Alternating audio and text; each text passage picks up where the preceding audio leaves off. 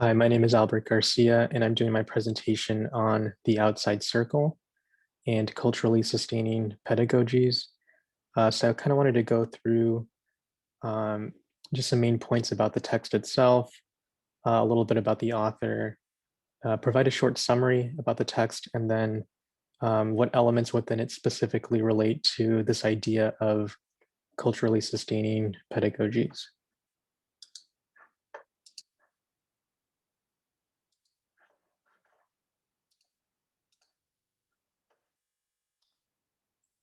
Okay, so I thought it'd be a good idea to share a little bit about the author and her background specifically. So Patty LaBocane Benson is a member of the Métis people, Native Indigenous people in Canada, with some members in parts of the United States as well. She's the Director of Research, Training, and Communication at Native Counseling Services of Alberta. Her academic background is she has a PhD in human ecology, and her research efforts have specifically focused on Aboriginal family resilience and how historic trauma and healing programs for Aboriginal offenders in the criminal justice system of Canada, uh, how those programs build resilience in Native families and communities. She's a recipient of the Aboriginal Role Model of Alberta Award for Education. She currently lives in Spruce Grove, Alberta, and she's also a Canadian senator from the Alberta province, appointed by Prime Minister Justin Trudeau in 2018. So very active politically and culturally, as well as having her research efforts in the academic world. And then I thought it would be an important point to also mention before we get into sort of um, the summary and the plot and the elements as they relate to CSP. But I thought it was worth mentioning and commenting on the fact that it's an illustrated text or graphic novel, because I think that lends it a certain quality that that you might not get from a normal um, written text. So a graphic novel is a book made up of illustrated comic content. So although the term novel in literature usually refers to long fictional works, when you use the term graphic novel, it's usually used in a more broader sense, which can include things like fiction, nonfiction, or anthologies. This is distinguished from the term comic book, which is usually used to denote smaller periodical formats. But again, there's a lot of debate and discussion about what specifically makes a graphic novel versus a comic book.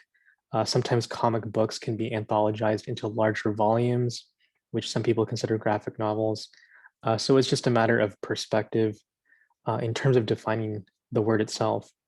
But the effect that this has in having this illustrated narrative is one of experiencing and witnessing firsthand through the illustrations the individual circumstances of our protagonist, the harsh environment of his upbringing, but also the redemptive, healing reintegration into his own culture and practices, beliefs, and spirituality. So we have a lot of great visual images in the text itself.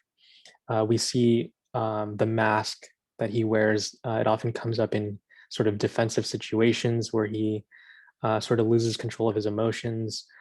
So we see that great visual throughout the text. We also see like the bleeding tattoos when he's initiated into the gang. There's a scar on his face. Um, there's the cleansing aura of the smoke on the smudging ceremonies. All of these illustrations really heighten and immerse the reader into the narrative, and it makes it feel like a more personal story, as if you're um, going through this narrative with the character, with the protagonist himself.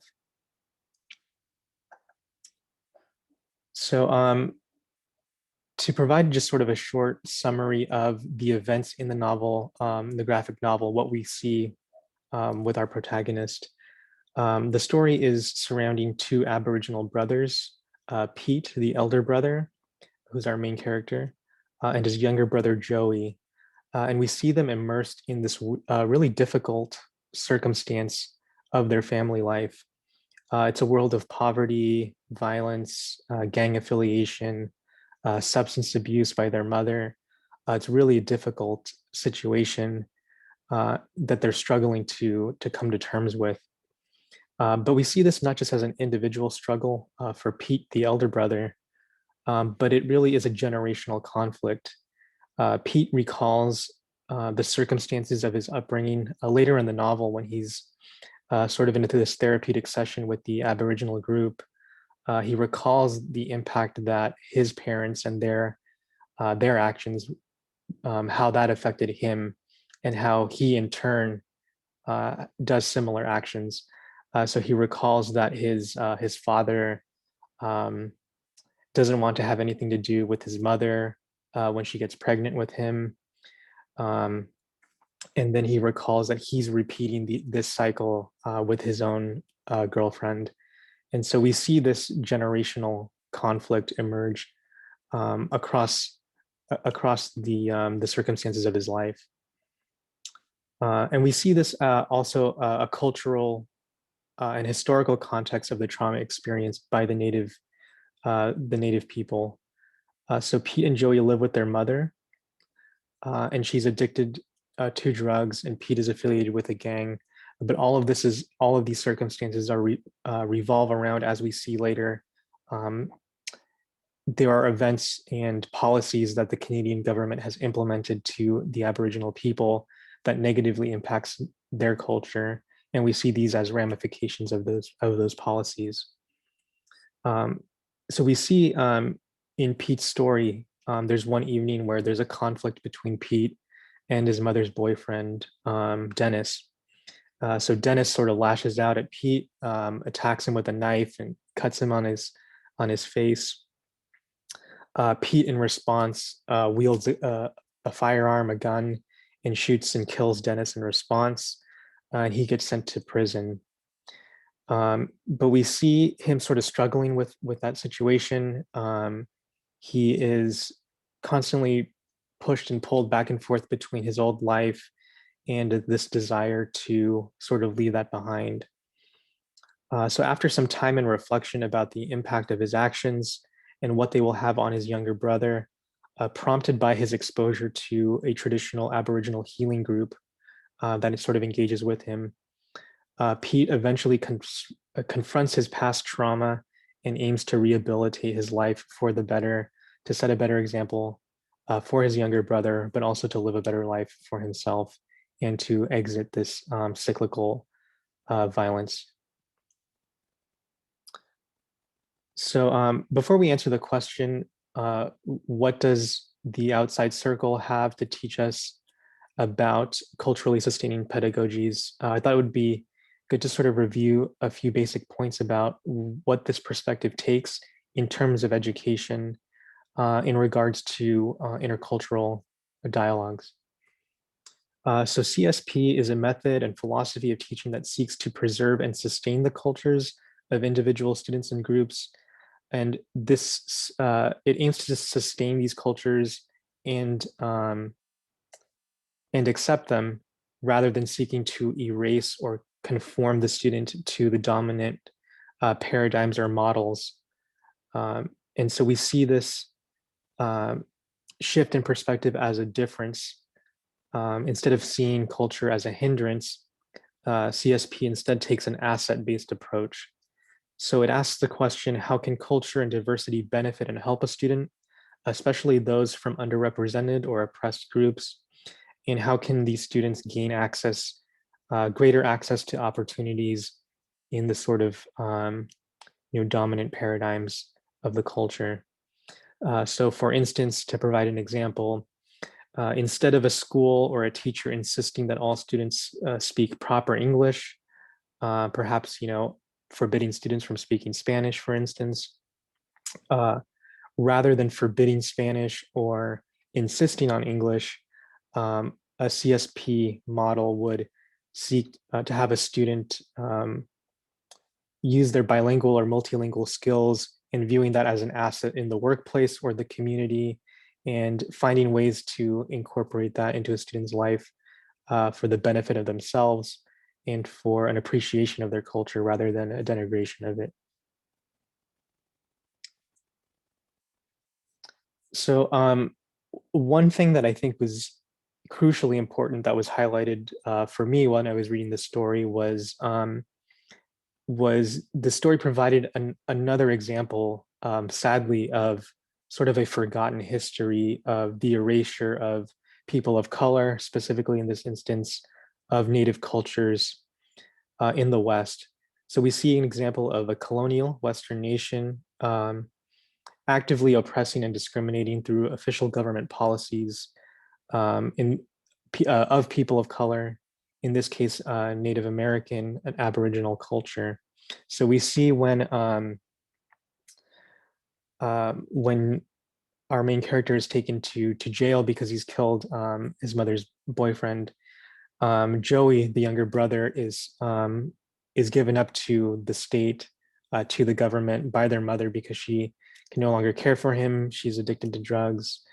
And we see her sign this permanent guardianship document. But in the document, we see included through the author's intention of this history of the Bago Commission, uh, which uh, which provides a history of the negative treatment of Aboriginal peoples in Canada, where they were taken away from their families and their culture and their language, their native practices were squelched instead of being accepted.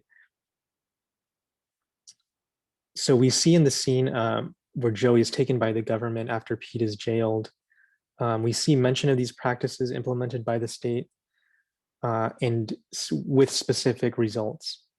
So the children are separated from their family, from their families, their language, and their culture. They're socialized or Christianized into British settler culture, and then enfranchised or assimilated into sort of the dominant culture. And this history, which starts, the Bago Commission was began in 1842 to 1844, but the ramifications of it continued well past that time period. So Native children were placed into these residential schools, these programs, sometimes of a religious nature, but they were often mistreated, often abused, physically and sexually abused. So we have this tragic history, which I previously had not been aware of.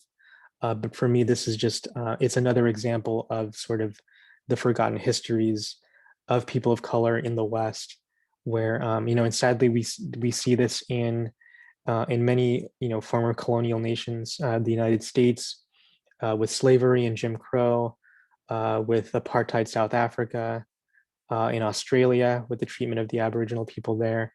So this is, sadly one more story to add to this tragic and unfortunate history.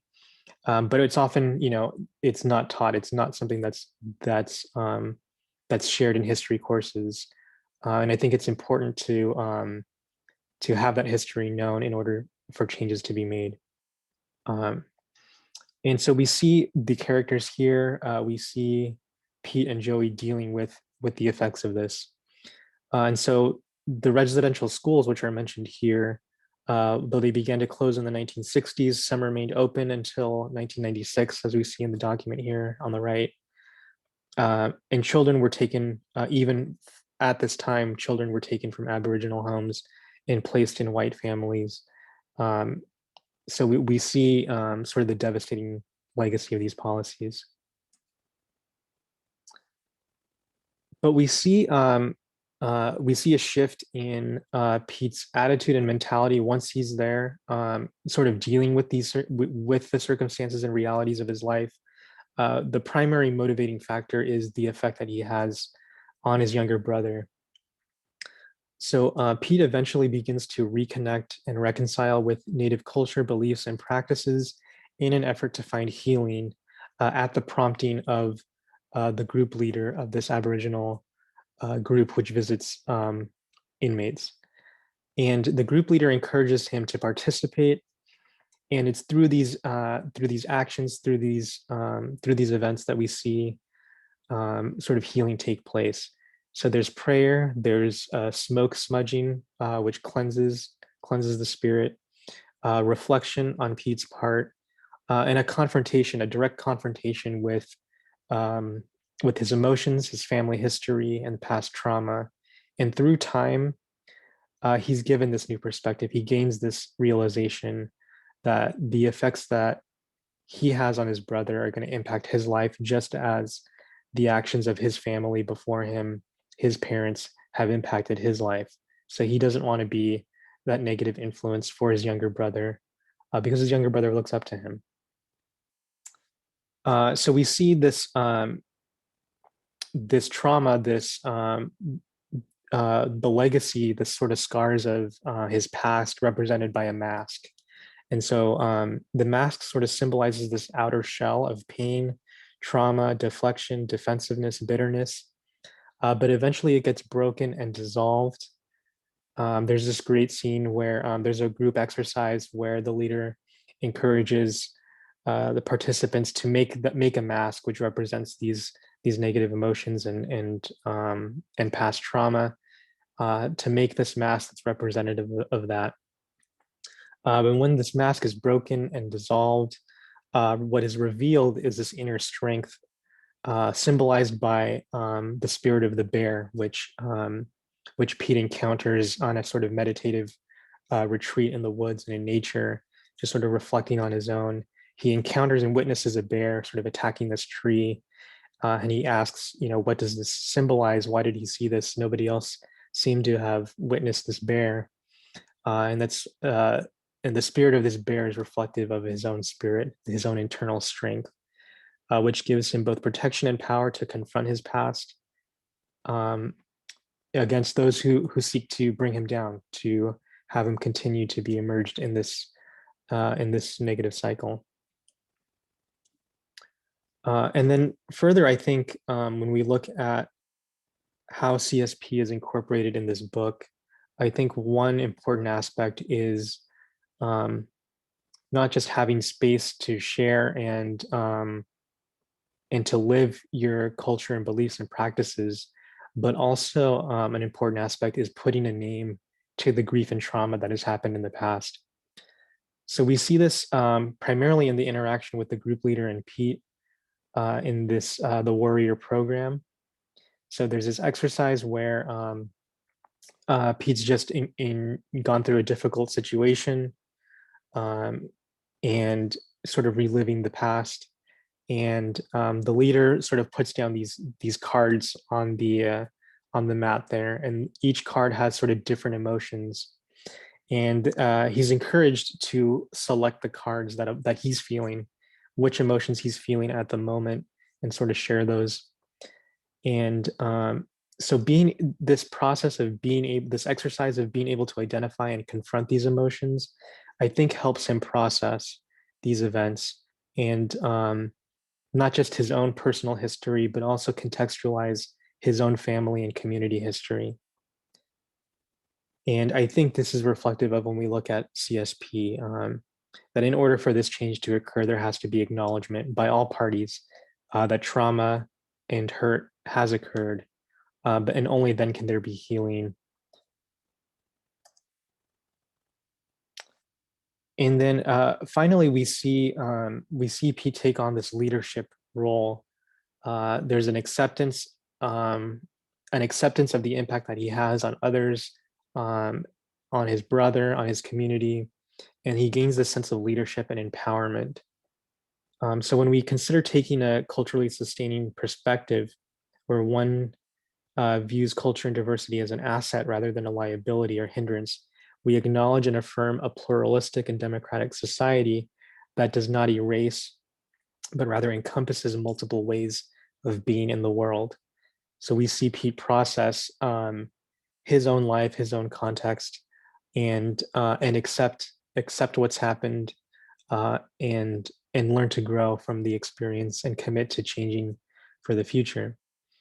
Here, when Pete accepts his history for what it is and acknowledges his responsibility to his family, his society, and culture, but also to himself, he finds strength and healing and a desire to contribute and help those around him. So we see specifically, what is the outside circle?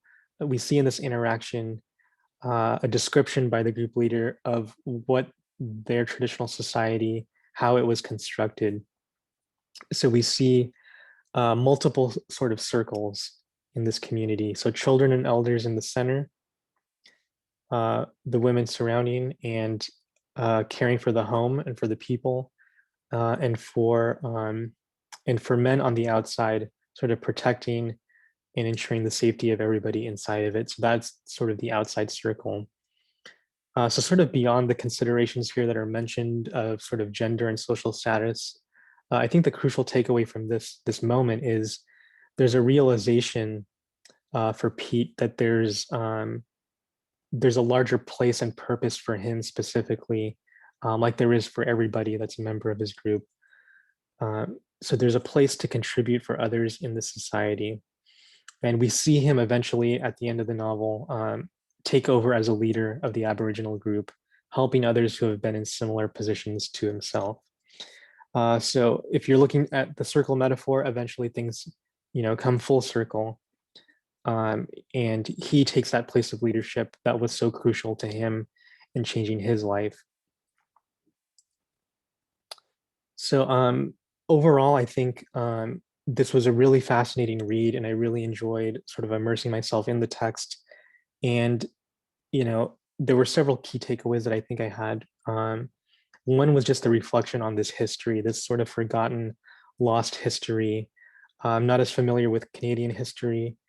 It's not something that I think is routinely taught in sort of North American grade schools. I don't mean to generalize, but I don't really recall or remember encountering, the colonial, sort of Canadian events. Um, but sadly, it's representative of other events that have happened, definitely here in America, but in other parts of the world.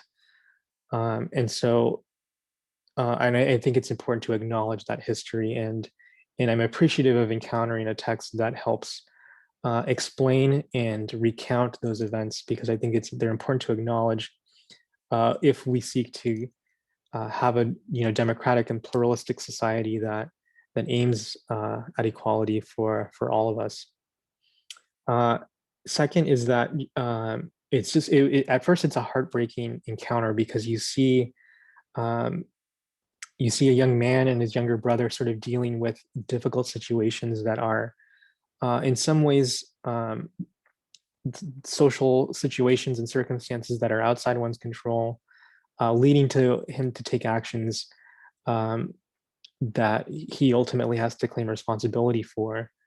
Um, but finally, I think it ends on a hopeful note. It ends on a hopeful note because there's a sense that rather than discarding or discounting or diminishing culture, that engaging with it, engaging with one's practices and beliefs, one's family history, confronting the good and the bad, um, that can lead to healing and change and growth.